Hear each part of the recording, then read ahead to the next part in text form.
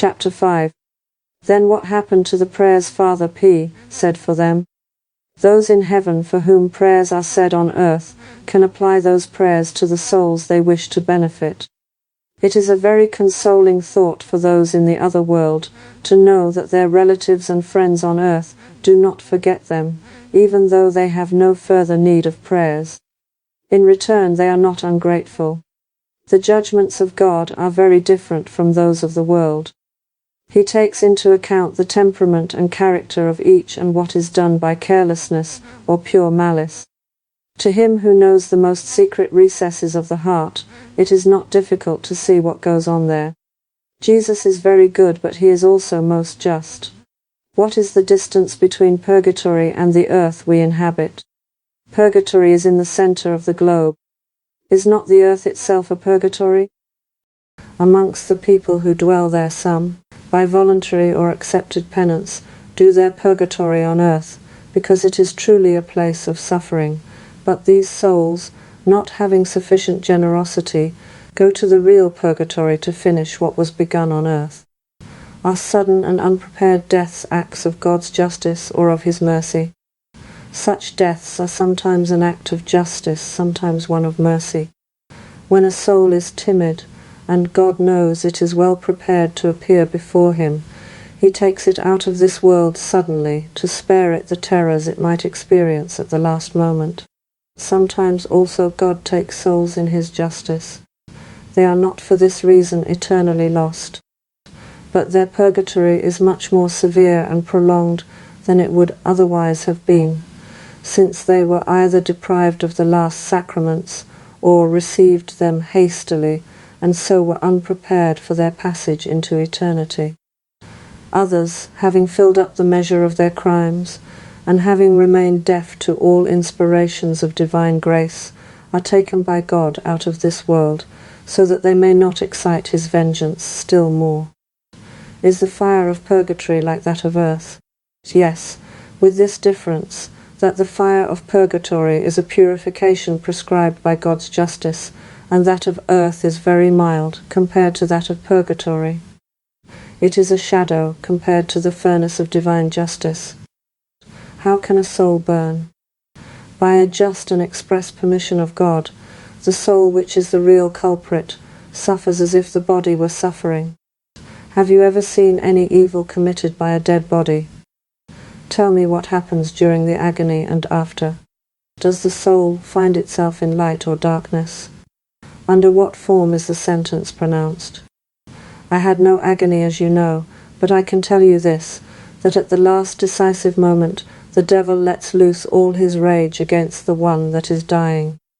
God permits souls to go through these last trials in order to increase their merits. Souls that are strong and generous, in order that they may have a more glorious place in heaven, have often had, at the end of their lives, and in the moment of death, terrible combats with the angel of darkness. You have been witness to this.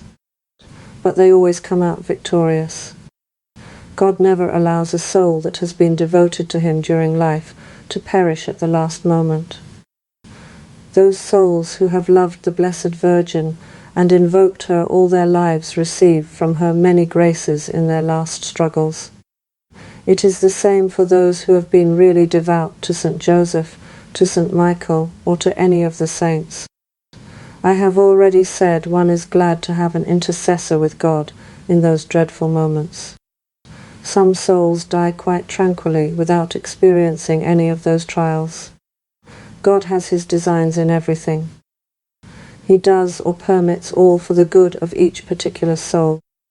How can I describe what happens after the agony? It is impossible really to understand it unless one has passed through it. When the soul leaves the body, it is as if it were lost in, or, if I may say so, surrounded by God. It finds itself in such a bewildering light that in the twinkling of an eye it sees its whole life spread out, and at this sight it sees what it deserves, and this same light pronounces its sentence. The soul does not see God, but is annihilated in his presence. If the soul is guilty as I was, and therefore deserves to go to purgatory, It is so crushed by the weight of the faults that still remain to be blotted out that it hurls itself into purgatory. It is only then that one understands God and his love for souls, and what a terrible evil sin is in the eyes of the Divine Majesty.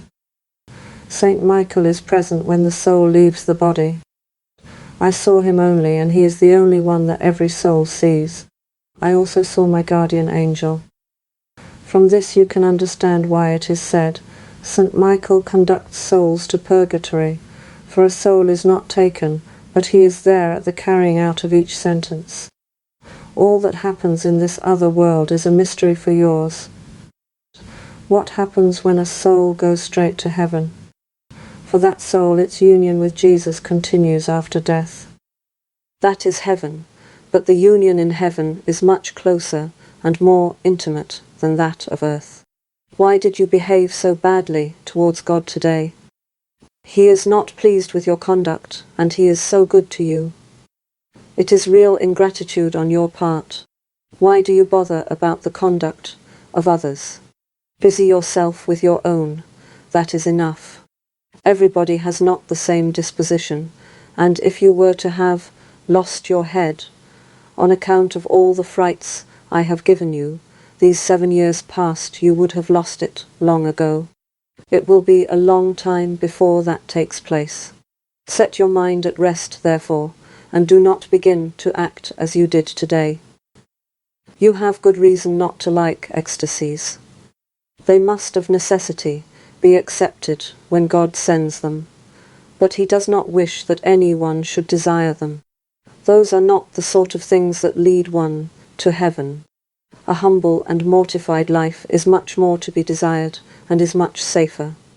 It is true that many of the saints had revelations and ecstasies, but they were a reward which God gave them after long combats and a life of self-abnegation, or else because he wished to use those servants of his for great things to procure his glory. That was done without any notice or fuss, in silence and prayer, and if they became known, the souls were covered with confusion and only spoke of their experiences under obedience. Almighty God has crushed you in the past, but you must be very patient and take courage, because he will annihilate you still more in the future. Tell Mother Superior that if she meets persons of the temperament and character of Sister, to take no notice of them, and never listen to all they want to say to her. Be quite easy as to what you told me.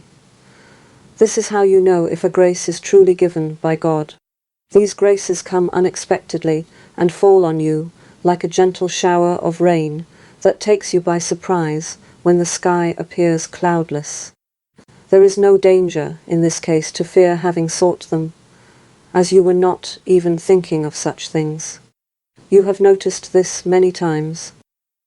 It is quite different with graces that one thinks are given by Jesus, but are the effect of the imagination which has worked hard to produce them. These should be feared because the devil often plays his part in them and takes advantage of a weak brain, or a soft temperament, or a judgment not too sane. He then deceives the poor souls, who in reality do not sin, provided they follow the advice of those who guide them spiritually. I can tell you, there are many in the world of this type. The devil acts in this way to make religion look ridiculous. Such souls seek themselves while they think they seek God and dream of a sanctity that is false. Tell me, in what does true sanctity consist? You know that very well, but as you wish it I shall repeat it to you, though I have already told it to you many times. True sanctity consists in renouncing oneself from morning to night, in being a living sacrifice, in constantly putting aside the human self, in allowing God to work in and with you as he pleases, to receive the graces he sends you with profound humility, recognizing yourself quite unworthy of them, to live as constantly as possible in the divine presence, to perform all your actions under the eye of God, wanting him only to be the witness of your efforts and your only reward. This is the sanctity wished for and demanded by Jesus of all those who desire to be his only and to live his life. All the rest is pure illusion. Some souls have their purgatory on earth by suffering, others by love, for love is a true martyrdom. The soul that really tries to love Jesus finds that notwithstanding all its efforts, it does not love him as much as it wants to, and that is for that soul a perpetual martyrdom caused by a love which is not without great suffering. It is, as I told you, rather like the state of a soul in purgatory, who continually leaps up towards him who is its only desire, and who at the same time is hurled back because its expiation is not completed. Ask Reverend Mother sometimes to allow you to read over what I tell you, instead of your ordinary spiritual reading. Take one day a week, Thursday for instance, because what is the good of writing it down if you never read it over? You end by forgetting it, and it is not for that reason I tell it to you, but in order that you may profit by it. If I had never spoken to anyone of what you have told me, what would be the result? You know I had a strong inclination to keep it entirely to myself.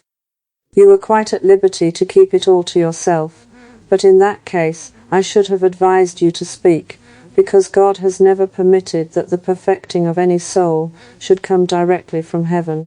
Since people live on earth, God wills that they work out their sanctification by the advice which he permits them to receive for this end. You did well to speak when it cost you so much to do so. Anyway, there is nothing of all this your own, and God, who directs all events for the good of those he loves, knows how to draw glory for himself at the same time. November 1879. The sister-in-law of N is in purgatory where she is suffering much. The Reverend Father can help her by offering the holy sacrifice of the Mass for her.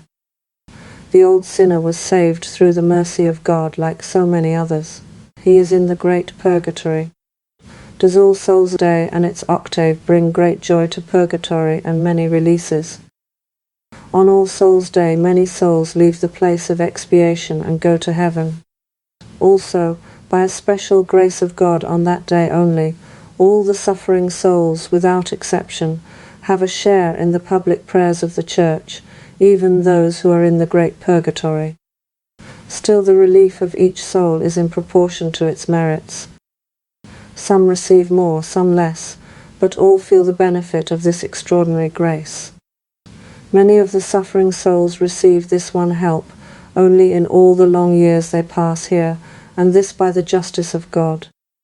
It is not, however, on All Souls' Day that the most go to heaven. It is on Christmas night. There are many things that I could tell you, but I am not allowed to do so. It is you who must ask me, then I may answer.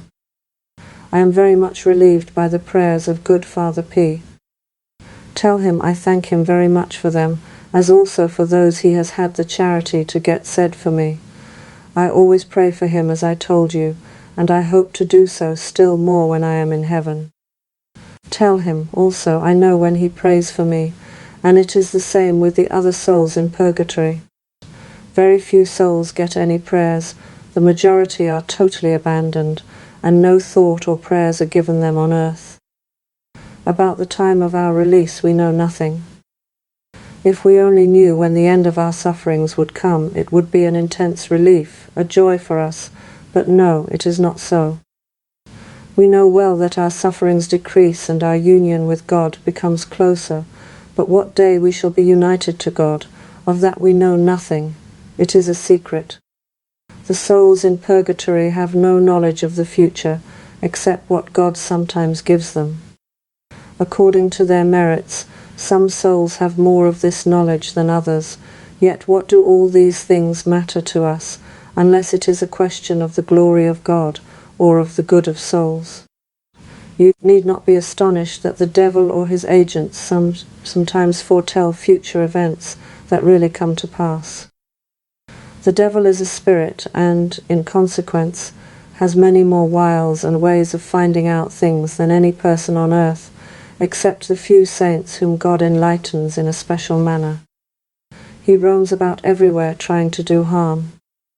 He sees what is going on all over the world, and with his extraordinary sagacity. foresees many things before they happen. That is the only explanation. Woe to those who make themselves his slaves by consulting him. This is a sin very displeasing to God.